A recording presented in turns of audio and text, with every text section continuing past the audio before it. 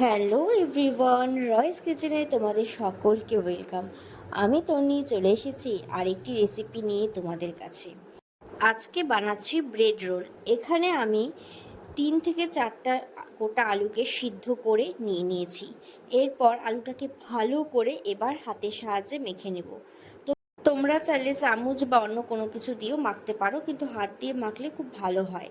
তারপর এখানে একটা গোটা টমেটোকে ছোট ছোট করে কেটে নিয়েছি। তারপর একটা গোটা গাজরকে গ্রেট করে নিয়েছিলাম। তারপর দুটো পেঁয়াজ এখানে নিয়ে নিয়েছি, আর 3টে কাঁচা লঙ্কা কুচি কুচি করে নিয়ে নিয়েছি, কিন্তু সেটা কিন্তু অবশ্যই নিজেদের ঝাল অনুযায়ী নিয়ে নেবে।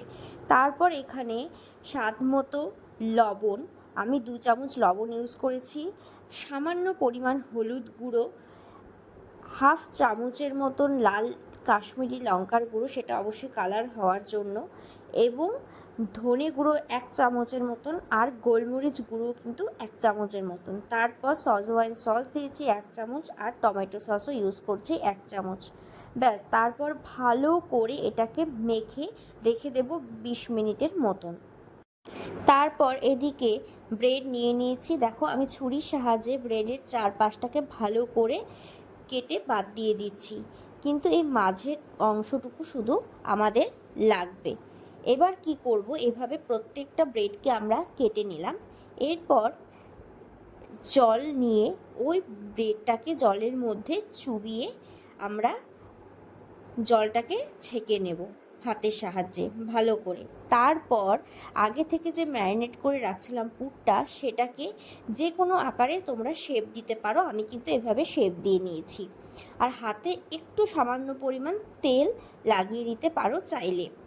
তারপর ভালো মতন ওই ব্রেডের মধ্যে ভরে পুরটাকে যে কোনো শেপ দিয়ে তার মধ্যে ব্রেড ক্রাম্বস লাগিয়ে প্রত্যেকটা বলকে রেডি করে নিতে হবে। এরপর কড়াই বসিয়ে তাতে সাদা তেল পরিমাণ মতন দিয়ে দিলাম। এবার তেলটা গরম হয়ে যাওয়া পর্যন্ত একটু ওয়েট করে তাতে আগে থেকে রেডি করে রাখা সমস্ত বলগুলোকে এক এক করে দিয়ে দিতে হবে।